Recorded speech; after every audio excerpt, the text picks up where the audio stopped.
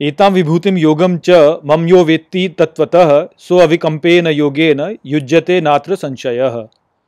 नमस्कार मित्रों। ये जो श्लोक है भगवद गीता के 10वें अध्याय का 7वां श्लोक है, जिसे हम आज गहराई से समझेंगे। तो आइए सबसे पहले इसके अर्थ को समझते हैं। तो जो श्लोक है वो कहता है एतां विभूतिम योगम च, अर्थात विभूति योग के समीप, और मम यो वेत्ति तत्वतः, अर्थात मुझे जो जानता है तत्ववत, सो अविकम्पेन योगेन, अर्थात वह दृढ़ योग द्वारा युज्यते नात्र संशयः, अर्थात जुड़ता है नहीं यहाँ संशय।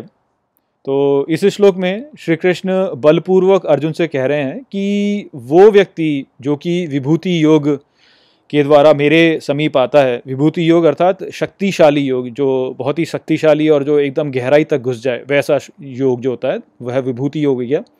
तो जो विभूति योग के समीप आता है और जो मुझे तत्ववत जान लेता है, वह दृढ़ योग द्वारा मुझसे जुड़ जाता है, इसमें कोई भी संशय नहीं है।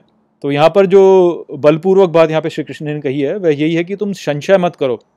वास्तव में होता क्या है कि हमारे और श्री कृष्ण की ओर बढ़ती हुई जो यात्रा है हमारी, उसमें जो सबसे बड़ी बाधा है वह हमारा संशय ही होता है। हम विश्वास नहीं कर पाते हैं जो शिक्षाएं यहाँ पर श्री कृष्ण दे रहे हैं। तो हम वास्तव में श्री कृष्ण के अस्तित्व पर विश्वास नहीं कर पाते।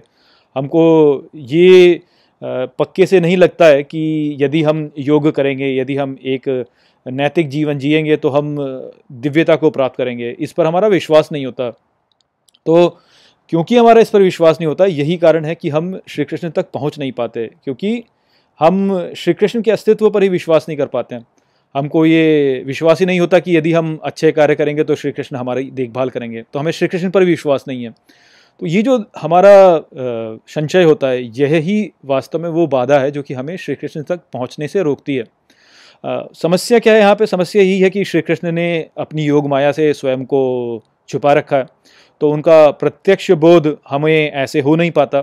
केवल योग के द्वारा ही हम उनको प्रत्यक्ष रूप से समझ पाते हैं, किंतु योग की ओर हम प्रयास नहीं करते, क्योंकि जो भी यहाँ पर जीव हैं, जो भी भूत हैं, वह आरंभ से ही अज्ञानता में है। श्री कृष्ण कह चुके हैं कि आरंभ से अज्ञानता में। तो ये जो अज्ञानता होती है हमारी, इस अज्ञानता को दूर करने के लिए हमें विश्वास के साथ श्री कृष्ण की ओर प्रगति करने का प्रयास करना चाहिए और हमें योग करना चाहिए। किंतु हमारा इस पर विश्वास होता नहीं है, क्योंकि वो जो पहला कदम है हमारा विश्वास के साथ उस ओर बढ़ना, नैतिकता के साथ में जीवन को बिताना, उस पर ही हम विश्वास नहीं कर पाते। तो ये जो विश्वास की कमी है, यह ही वास्तव में हमारी अज्ञानता का कारण है। और जीवन में होता यही है फिर कि क्योंकि जीव में विश्वास नहीं है, तो उसको ये जो संसार है यही ही वास्तव में सत्य प्रतीत होता है। तो जीव जो होता है वो उल्टा सोचने लगता है। जो वास्तव में असत्य है, जो कि ये संसार है, उसे तो वह सत्य मानने लगता है, और जो वास्तव में सत्य है, जो कि श्री कृष्ण है, उसको वो असत्य मानने लगता है। तो इस प्रकार से जब व्यक्ति सोचता है तो संसार उसके लिए अधिक महत्वपूर्ण हो जाता है। तो संसार में होने वाली जो भी समस्याएं हैं वह उसके लिए अधिक महत्वपूर्ण हो जाती हैं, और उसका जो ध्यान होता है वह उन समस्याओं की ओर ही चले जाता है, श्री कृष्ण की ओर नहीं जाता।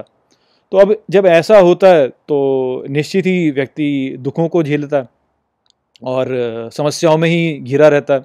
तो ये बहुत ही दुर्भाग्य की बात है, क्योंकि ये जो समस्याएं हैं ये वास्तव में हैं नहीं, ये हमने स्वयं ही अपने लिए बना रखी हैं, क्योंकि हम श्री कृष्ण से जुड़ने का प्रयास नहीं करते। तो यदि व्यक्ति का ये जो अज्ञान है ये दूर हो जाए, यदि व्यक्ति जो है वह एक बार विश्वास के साथ श्री कृष्ण से जुड़ने का प्रयास करे, तब वो पाएगा कि कैसे जो वो सोच रहा था वह वास्तव में बिल्कुल ही उल्टा था। क्योंकि श्री कृष्ण पिछले अध्याय में क्या कह चुके हैं? श्री कृष्ण पिछले अध्याय में कहे हैं कि वो व्यक्ति जो कि मुझसे जुड़ने का प्रयास करता है, उसके योगक्षेम को मैं वहन करता हूँ। अर्थात उसका जो भी उसको समस्या होती है मुझसे जुड़ने में, उन सभी समस्याओं को मैं दूर करते चले जाता हूँ। तो अब यदि व्यक्ति संसार में फंसा हुआ है, सांसारिक समस्याओं में फंसा हुआ है, तो निश्चित ही उसके लिए ये तो समस्या है ही कि उसको जीविकोपार्जन करना है, अपनी समस्याओं को निपटाना है, तभी तो वह शांत हो पाएगा। तो अब यदि वह विश्वास करे श्री कृष्ण पे और अपने जीवन में जो कार्य है वह श्री कृष्ण की शिक्षाओं के अनुकूल होकर के करे, तो वो पाएगा कि भले ही ऊपर ही उसको ऐसा लग रहा है कि अरे मेरी समस्याएं नहीं निपटेंगी, किंतु समस्याएं निपटने लगेंगी, क्योंकि व्यक्ति श्री कृष्ण से जुड़ने का प्रयास कर रहा है। तो अब जो भी समस्याएं उस व्यक्ति की हैं, वही समस्याएं वास्तव में श्री कृष्ण की हो जाती हैं कि श्री कृष्ण अब उसका भार उठाने लगते हैं, श्री कृष्ण अब उस व्यक्ति की ओर से कार्य करने लगते हैं और उसकी जीवन की जो समस्याएं होती हैं उनको श्री कृष्ण ही सुलझाने लगते हैं।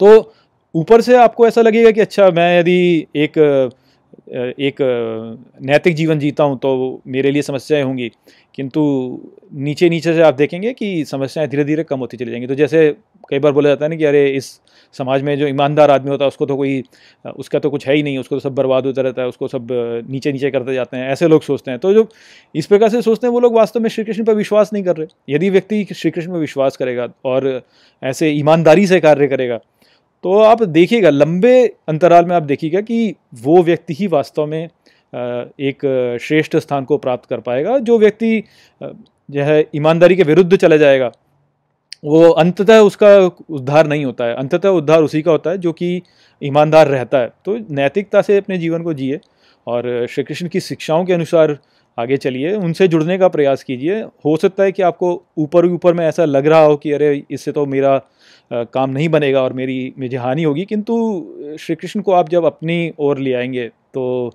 आपकी समस्याएं धीरे धीरे हल होती चली जाएंगी। तो इसीलिए विश्वास कीजिए, उनसे जुड़ने का प्रयास कीजिए। आप यदि उनसे जुड़ने का प्रयास करेंगे तो आप श्री कृष्ण को अपनी ओर ले आएंगे और फिर श्री कृष्ण ही आपकी समस्याओं को सुलझाने लगेंगे। तो इसलिए ये जो समाज में हम या इस संसार में जो समस्याएं हम लोग जूझ रहे हैं ये वास्तव में हमारी स्वयं की ही बनाई हुई हैं, ये वास्तव में है नहीं। वास्तव में इनसे निपट पाना बड़ा ही सरल है, केवल श्री कृष्ण के आगे आत्मसमर्पण करना है।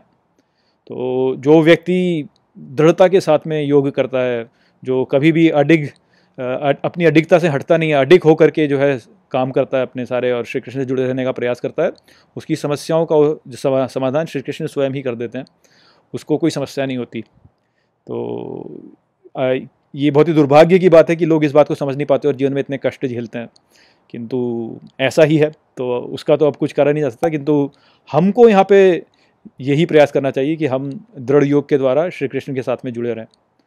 तो आशा करता हूँ कि मैंने इस श्लोक को आपको अच्छे से समझा दिया होगा। चलिए इसी के साथ इस वीडियो को यहीं पे समाप्त करते हैं। नमस्ते।